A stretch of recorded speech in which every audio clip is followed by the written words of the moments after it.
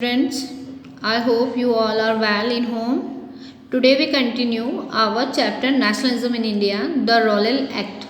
The Rowlatt Act, this is the famous act, but this is not verified for the our Indian Constitution. Because of that, he defeat many more situations in various cities, so they were not included and they were distributed for this Rowlatt Act.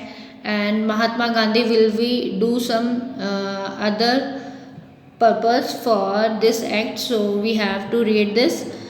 Emboldened with this success, Gandhiji in 1919 decided to launch a national-wide satyagraha against the purpose proposed Rowlatt Act 1919. अब जो 1919 में Rowlatt act था उसके against में हमारे महात्मा गांधी जी ने 1919 में decide किया कि वो नॉन वायलेंस के थ्रू मतलब इस एक्ट को हरिड पास नहीं होने देंगे. They will be not want to pass this act had been hurriedly passed to the imperial legislative council. Despite the united positions of the Indian members, it gave the government enormous power to repress political activities and allowed detentions of political prisoners without trial for 2 years. Mahatma Gandhi wanted non-violent civil disobedience against such unjust law, which would start with the hartal on 6 April. देखिए बच्चों, यहाँ पर जो हमारे महात्मा गांधी जी थे उन्हें imperial legislative council के इस यूनाइटेड ऑपोजिशंस में इंडियन मेंबर्स के थ्रू कुछ चीज़ें इस एक्ट की वो क्या नहीं चाह रहे थे, मतलब इस एक्ट में फेरबदल चाह रहे थे. वो नहीं चाह रहे थे कि ये चीज़ें मतलब इस तरीके से, और उसमें ना जो गवर्नमेंट है उसका रिप्रेस पॉलिटिकल एक्टिविटीज़ को अलाउड करके डेंटेशन ऑफ पॉलिटिकल प्रिजनर्स के विदाउट उनके ट्रायल के उसको देखा गया. महात्मा गांधी नहीं चाहते थे कि नॉन वायलेंस के थ्रू कुछ हमारे नागरिकों को सिविल डिसऑबिलाइंस हो. सो इस एक तरीके से हम अन्यायवादी कानून को मानने के मतलब हम महात्मा गांधी जो थे वो नहीं मानना चाह रहे थे, और उन्होंने इसके लिए बर्टल ऑन 6 अप्रैल एक स्टार्ट किया.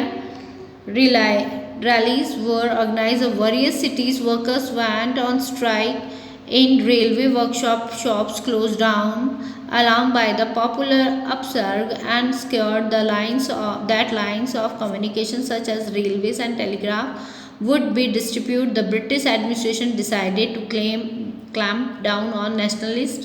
Local leaders were picked up from Amritsar and Mahatma Gandhi was banned from entire Delhi. On 10th April, the police in Amritsar fired upon peaceful peasants, provoking widespread attack on bank, post office, railway stations.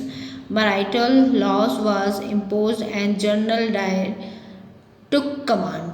अब देखो, general Dyer थे, उन्होंने मतलब जब हमारे ये चीज़ें सारी होने लगी तो वर्कर्स ने क्या किया, स्ट्राइक कर दी. रेलवे वर्कशॉप्स पे शॉप्स को बंद कर दिया गया और प्रॉपर वे में उन्होंने एक तरीके से आप देखिए वहाँ पर संचालन अपन कह सकते हैं सूचना का जो संचार के जो साधन थे सूचना वाले, उन सबको भी क्या किया, डिस्ट्रीब्यूट कर दिया. और इससे क्या हुआ, ब्रिटिश एडमिनिस्ट्रेशन पे बहुत बड़ा प्रभाव पड़ा.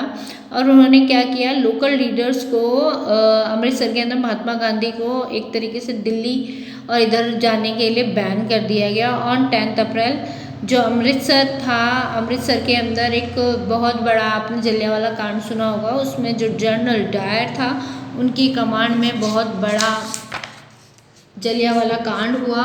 और इसी वजह से मतलब जनरल डायर ने उसके अंदर जितने भी पर्सन्स पंजाब के इन्वॉल्व हुए थे, मतलब वहाँ पर जो इकट्ठे हुए थे, उन्हें on 13 April the infamous Jallianwala incident took place. On that day, a large crowd gathered in enclosed ground of Jallianwala Bagh.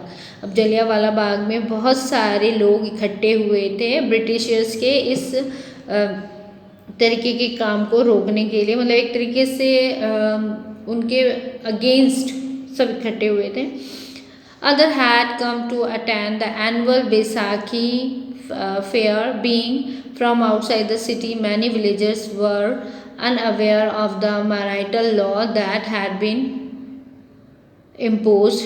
Dyer entered the area, blocked the exit point, and opened fire on the crowd, killing hundreds. His object, and as he declared later, was to produce a moral effect, to create in the mind of satyagrahis a feeling of terror and awe. अब देखो बच्चों, यहाँ पर जो general Dyer ने अमृतसर के जलियांवाला बाग में entering point तो खुला रखा, लेकिन जो एग्ज़िट पॉइंट था वो बंद कर दिया गया था। और उसने वहाँ पर बैसाखी के फेयर को बनाने के लिए भी लोग दूर दूर से दूसरी सिटीज़ से आए हुए थे, वो सब इकट्ठे हुए थे। और वहाँ पर डायर ने क्या किया, दोनों मतलब एक तरीके से आगे का एरिया ओपन कर दिया कि आने वाले आ सकते हैं, बट जो एग्ज़िट पॉइंट था उसे बंद कर दिया। और वहाँ पर बिना किसी मतलब एक तरीके से कोई और मतलब किसी को उसकी जानकारी ना देके उसने क्या किया, उस क्राउड पर ओपन फायर करवाया, जिसमें 100 से भी ज़्यादा लोग मारे गए थे। और this is the produce a moral effect. और यही इसी से क्या हुआ था, एक बहुत बड़ा आप देख सकते हैं इफ़ेक्ट हमारे पर, हमारी मतलब एक तरीके से हम आज भी सुनते हैं तो हमें भी बुरा लगता है। वैसे ही ये एक अनएक्सेप्टेबल थिंग था जिसको उन्होंने किया। और ये ही सबसे बड़ी सत्याग्रह की एक फीलिंग टेरर के खिलाफ थी, मतलब उनके एक आतंकी जिसे हम कह सकते हैं, जनरल डायर ने जो किया उसके against.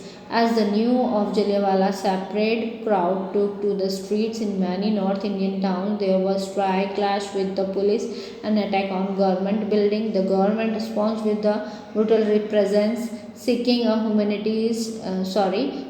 to humilities and terrorist people. Satyagrahi were forced to rub their nose on the ground, crawl on the street, and do salam to all sahibs. People were flogged, and village around Gujranwala in Punjab, now in Pakistan, were bombed. Seeing violence separate, Mahatma Gandhi called off the movement. देखिए Jallianwala Bagh, as the news of Jallianwala Bagh separate crowded took the street in many North Indian town. अब वहाँ से फिर देखिए जो strikes हुए थे, clash हुए पुलिस पर और गवर्नमेंट बिल्डिंग्स पर अटैक किए जाने लगे धीरे धीरे, क्योंकि जलियांवाला बाग के बाद हम जो पीपल्स थे उनके अंदर एक नेगेटिविटी आ गई थी मतलब फॉर ब्रिटिशर्स के लिए। तो उन्होंने मतलब उन्हें इनसे मतलब नहीं था कि कौन क्या है, बस उन्हें अब क्या करना था, उन्हें एक तरीके से रिवेंज लेना था for the our. Jallianwala Bagh में जितने भी पर्सन्स डेथ हुई थी जिनकी, उनके अगेंस्ट मतलब उन्होंने यही सोचा कि अब हम यही करेंगे। और उन्होंने इसके लिए strikes, clashes, police and attacks on government buildings, government response, the brutal repressions, seeking the humanities, terrorist people, Satyagrahi were forced to rub their nose on ground। बहुत ज़्यादा तादाद पर वो लोग होने लगे। फिर उन्होंने क्या किया, उन्होंने जो शहीद हुए थे उन्हें सलामी दी to all sahibs. People are flogged and village, जो अभी गुजरनवाला है वो अब पंजाब से सीधा पाकिस्तान में चला गया है, अभी पाकिस्तान के अंदर है वो। और ये चीज़ें महात्मा गांधी को मतलब इस तरीके का जो ये एक नॉन वायलेंस वाला जो जनरल डायर ने किया गलत था, उस बिहार पर हमारे महात्मा गांधी जी ने इसको एक ऑफ मूवमेंट बताया। उन्होंने कहा कि ये एक ऐसा भद्दा और बहुत ही खराब हिंसक रूप उन्होंने ब्रिटिश सरकार का देखा। Then while the Rowlatt Satyagraha had been widespread movement, it was still limited mostly to cities and towns. Mahatma Gandhi now felt to need to launch a more board-based movement in India, but he was certain that no such movement could be organized without bringing the Hindus and Muslims closer together. One way of doing this is felt was to take up the Khilafat issue. The First World War had ended with the defeat of Ottoman Turkeys, and there were rumors that Hus peace treaty was going to be imposed on the Ottoman emperor, the spiritual head of Islamic world, the Khalifa, to defend the Khalifa temporal power. The Khilafat Committee was formed in Bombay in March 1919. A young generation of Muslims leaders like the brother Muhammad Ali and Shaukat Ali began discuss the Mahatma Gandhi about the possibility of united mass action on the issue. Gandhiji saw this opportunity to bring Muslim under the umbrella of unfinished national movement. At the Calcutta session of Congress in September 1920, he convinced the leaders of the need to start a non-cooperation movement in support of खिलाफत as well as for Swaraj.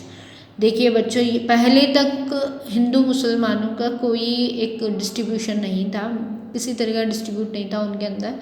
लेकिन जैसे ही आपने देखा जो हमारे जलियांवाला कांड में मतलब बाग के अंदर कांड हुआ, उसके बाद एक तरीके से महात्मा गांधी ने क्या किया, उन्होंने एक जो रॉलेट सत्याग्रह के साथ एक मूवमेंट स्टार्ट हुआ था, वो अलग अलग सिटीज़ में टाउन्स में देखने को मिला। और एक तरीके से जो खिलाफत इशू थी, यानी खिलाफत ये मुसलमानों के थ्रू स्टार्ट हुआ कि हिंदू मुस्लिम के अंदर बहुत ज़्यादा तनाव बढ़ गया था।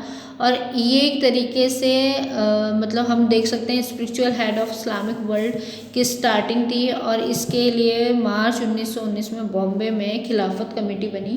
और उसके साथ ही उसके जो मुस्लिम लीडर्स थे जैसे कि मोहम्मद अली और शौकत अली, उन्होंने महात्मा गांधी जी से डिस्कस किया। और महात्मा गांधी जी ने इस चीज़ को ऐसे दिखाया कि अब मुसलमानों को हमें अपने अंदर मिलाना चाहिए एक तरीके से। मतलब उन्होंने इस नेशनल मूवमेंट के ब्याह पर कुछ ऐसी ग्रेटफुल अनफाइंडेड नेशनल मूवमेंट किया। और उन्होंने कांग्रेस सरकार के साथ सितंबर 1920 में कलकत्ता के अंदर एक नॉन कॉपरेशन मूवमेंट को सपोर्ट किया, जिसे खिलाफत और स्वराज मतलब Khilafat as well as for Swaraj अपने स्वयं के राज को पाने के लिए उन्होंने खिलाफत का पूरा सपोर्ट किया।